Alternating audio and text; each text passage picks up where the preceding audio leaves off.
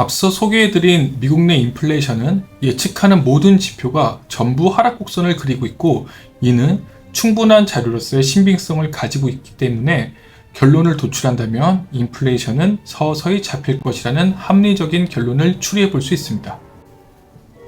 안녕하십니까, 미국 부동산 김성진입니다.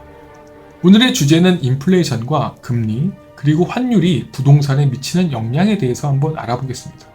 인플레이션을 잡기 위해 연준이 금리를 올리고 있는 상황이 언제까지 인플레이션이 지속되고 있고, 또 환율 변동성이 앞으로 미국 부동산에 미치는 영향이 어떨지 한번 생각해보는 시간을 갖도록 하겠습니다. 이번 파월 의장의 발언에서 페인과 more pain이 나왔습니다.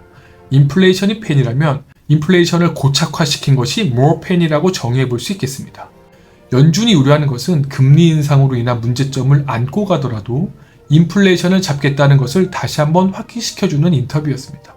만약 인플레이션이 안 잡혀 장기적인 인플레이션 고착화가 된다면 연준이 이것을 가장 우려하는 부분이 될 것입니다. 인플레이션이 지속되면 화폐 가치는 더욱 떨어지게 됩니다. 화폐 가치가 지금보다 더 떨어지면 어떤 일이 벌어질까요? 일반적으로 화폐 통화량을 조정해서 인플레이션을 잡기도 하는데, 디플레이션일 때는 통화량을 늘려도 화폐의 가치가 이미 올라가 있는 상황에서 그 가치가 크게 떨어지지 않지만, 인플레이션인 상황에서 통화량만 늘린다고 하더라도 화폐 가치는 급속도로 하락하게 됩니다. 그럼 물가는 더 오르게 되죠. 연준은 금리를 인상하면서까지 인플레이션을 잡으려는 이유도 바로 이것입니다. 벌써 팬데믹 이후 2년가량 인플레이션이 지속됐는데, 연준은 더 이상 인플레이션을 허락하지 않겠다고 빅스텝을 이어가면서까지 물가를 잡겠다는 말을 하고 있는 거죠. 그럼 앞으로 인플레이션은 어떻게 되고 언제쯤 내려갈까요? 미국 내에서 인플레이션이 이제 서서히 잡힌다는 구체적인 자료가 있어 몇 가지를 가져왔는데요. 인플레이션을 정의할 때 보는 4가지 지표와 제가 준비한 1가지 지표, 총 5가지를 살펴보도록 하겠습니다.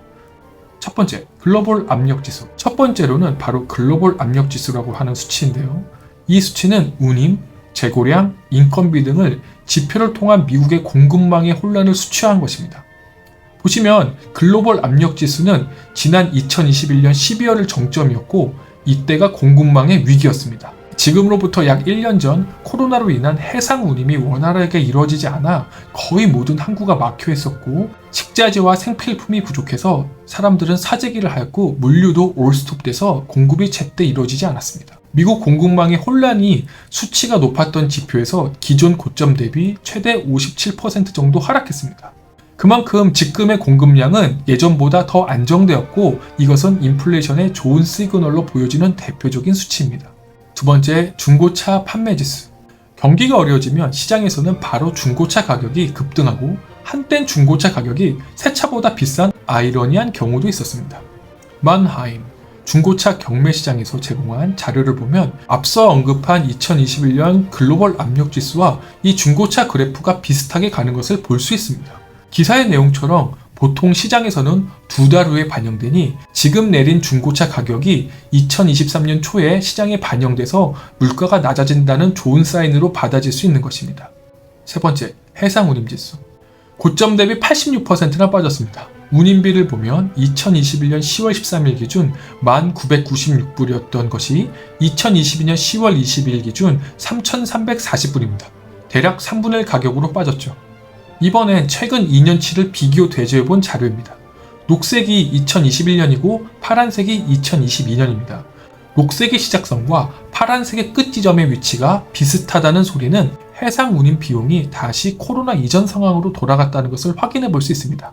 좋은 시그널이죠. 네 번째, 미국의 소비자 물가지수 CPI.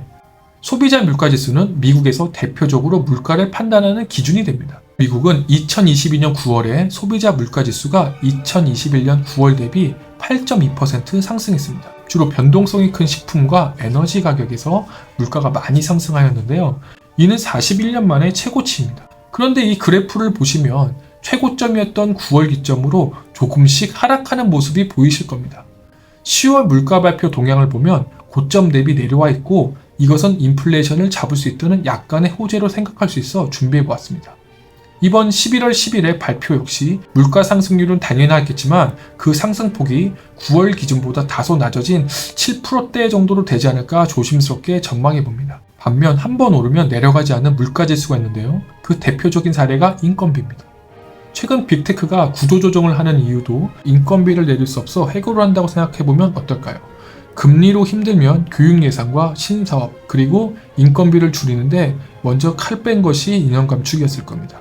이것 역시도 연준에게는 많은 부담이 될 것입니다. 기업들의 금리와 인플레이션의 부담을 느낀다는 것을 볼 수 있는 가시적인 행보입니다. 다섯 번째, 렌트 변화 지수. 약간은 주관적인 건데 앞서 4개는 물가를 보는 지표라고 본다면 이것은 제가 추가한 개인적인 자료로서 봐주셨으면 좋겠습니다. 팬데믹 때 자가근무하던 환경에서 다시 출근을 하면서 주거 환경의 변화가 있었고 이때 집의 가격이 오르던 시절이어서 집을 구매하지 못한 분들이나 구매 시기를 놓친 분들이 렌트로 알아보게 되고 렌트 시장으로 몰리게 되었습니다. 그 결과 렌트의 가격이 집값 상승 못지않게 올라가게 되었고 연 단위로 계약을 하는 렌트를 감안했을 때 물가 반영률보다 늦게 인플레이션 지표에 반영되는데요. 지금 보는 자료는 레드핀에서 제공한 전년 대비 렌트 비용의 지수입니다. 보시면 팬데믹 기간부터 점차 오르던 렌트비가 현재 고점 대비 50% 정도 내려간 것을 확인해 볼 수 있습니다. 또 다른 지표는 SFRI라 불리는 싱글 패밀리 렌트의 인덱스입니다. 4개월 동안 연속 임대료 상승세가 둔화된 것을 보실 수 있습니다. 중고차와 마찬가지로 늦게 반영된 렌트비의 하락은 인플레이션이 둔화됐다는 것을 자료로서 볼 수 있는 것입니다. 자, 정리해보면 글로벌 압력지수, 해상 운임, 중고차 판매 가격, 소비자 물가지수, 렌트비의 지수 등 모든 인플레이션을 예측하는 지표가 전부 하락 곡선을 그리고 있습니다. 이는 충분한 자료로서의 신빙성을 기반으로 내년에는 서서히 물가가 잡힐 수 있다는 판단을 하는 기준의 지표로 잡을 수 있다고 볼 수 있습니다. 다음 이야기. 결국 올해 말까지 금리가 또 한 번 올라가게 되면 달러의 약세의 신호입니다. 미국이 우크라이나에 대해서 발을 진짜로 빼게 된다면 인플레이션도 꺾였고 환율도 내려가게 되면 앞으로의 미국 부동산의 투자는 어떻게 될까요?